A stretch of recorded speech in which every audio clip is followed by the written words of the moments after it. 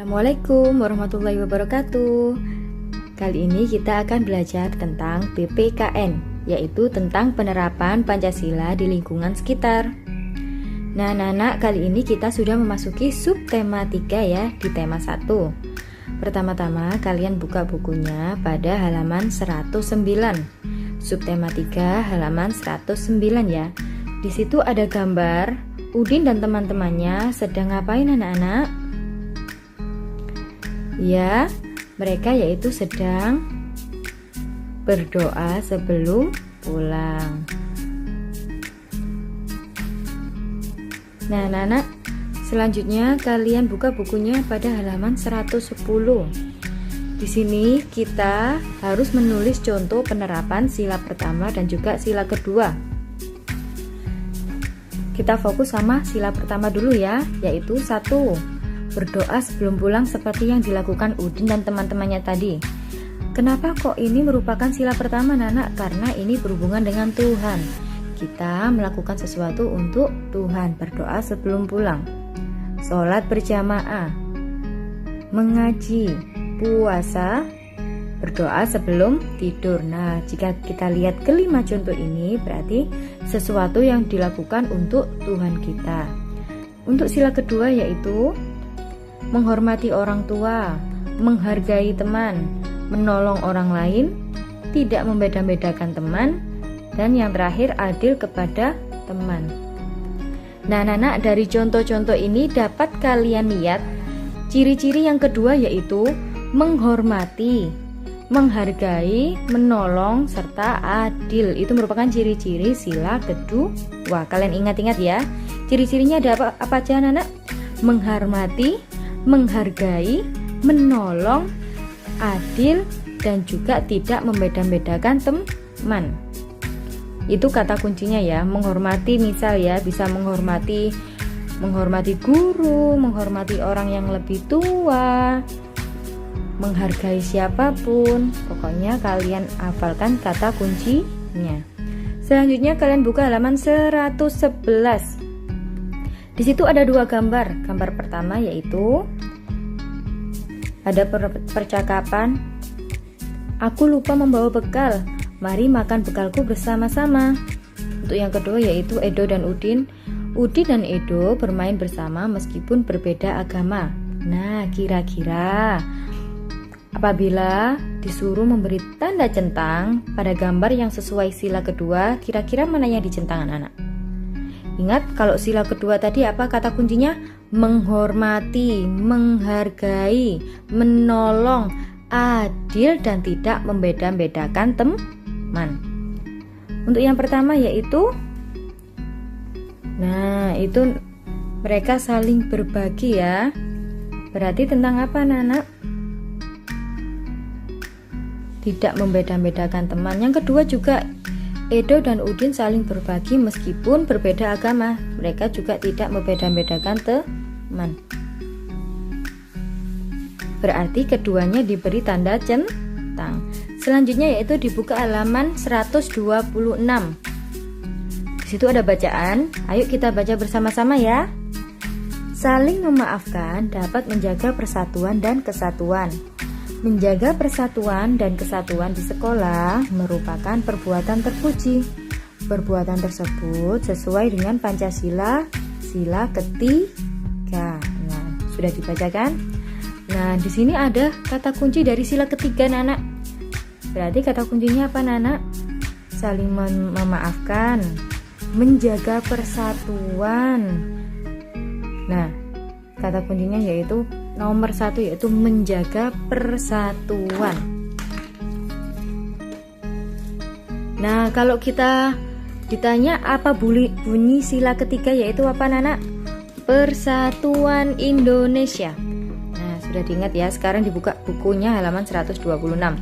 Di situ ada tabel dan kita diminta untuk memberi tanda centang pada setiap pernyataan yang sesuai. Ayo kita lihat. Kalian pegang pensil ya, jangan lupa kalian tandai juga buku paketnya. 1. Melakukan piket kelas bersama-sama. Sesuai atau tidak sesuai? Sesuai ya. 2. 2. Hanya mau berteman dengan teman satu suku. Sesuai atau tidak anak-anak? Jelas tidak sesuai. Kita tidak boleh membeda-bedakan teman.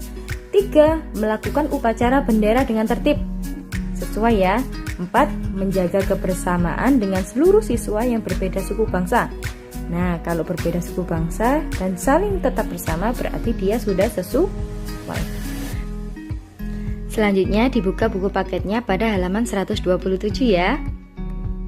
Nah, di sini diminta untuk menulis contoh pengamalan sila ketiga Pancasila.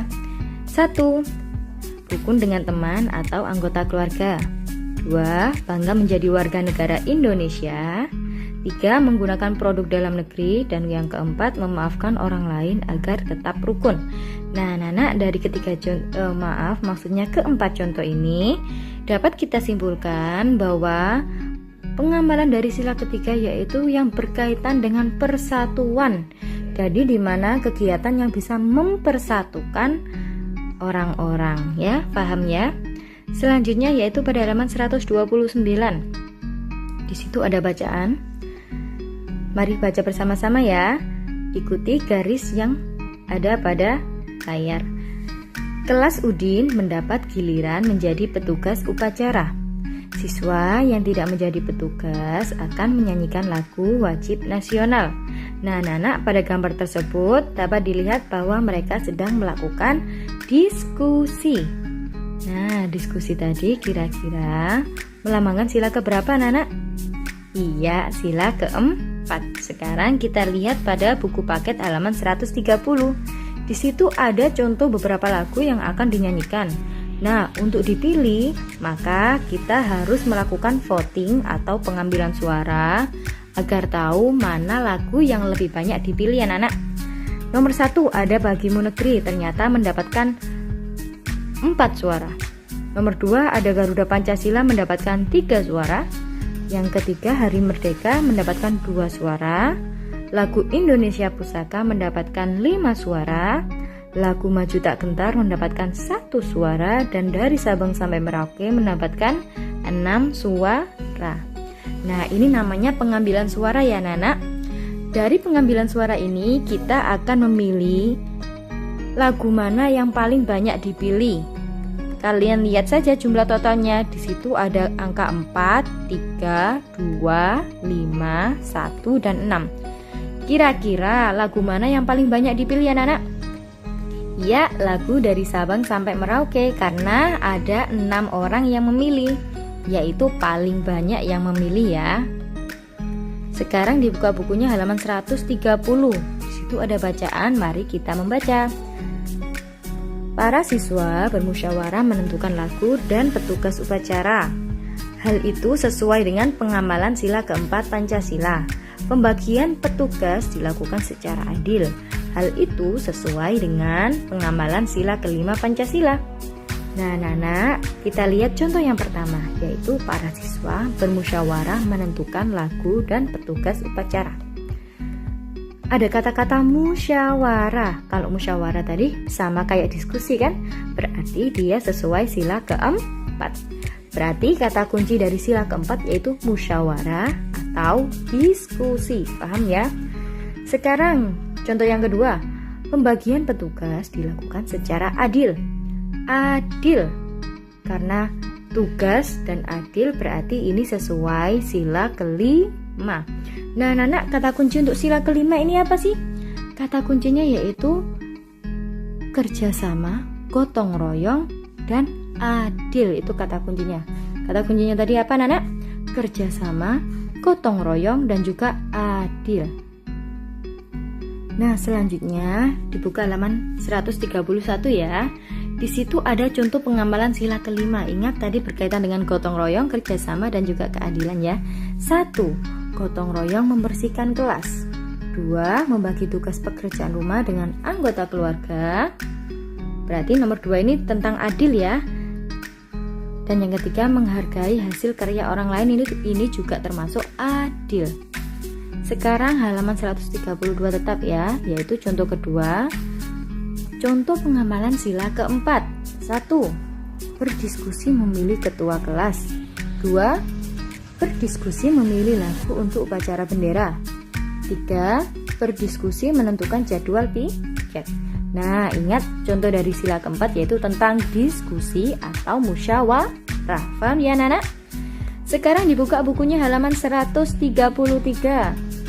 Nah, di situ kita diminta untuk menulis contoh penerapan dari sila kelima dan juga keempat. Keempat dulu ya. 1. Musyawarah memilih ketua kelas. 2. Berdiskusi menentukan menu masakan dengan keluarga. 3. Berdiskusi menentukan waktu liburan. 4. Mendengarkan pendapat orang lain. 5. Tidak memaksakan kehendak orang lain. Sekarang sila kelima ya. 1. Membagi tugas piket secara adil. 2. Membagi tugas pekerjaan rumah dengan anggota keluarga secara adil juga. 3. Ketika bermain kita membagi kelompok secara adil. 4. Menghargai karya orang lain. Dan kelima, mampu membedakan mana yang baik dan mana yang salah. Ini kalian catat di buku paket halaman 133 ya, agar tidak lupa. Sudah cukup sekian penjelasan dari Bu Guru. Semoga bisa menjadi ilmu yang bermanfaat. Dan jangan lupa kalian harus tetap semangat belajar ya. Wassalamualaikum.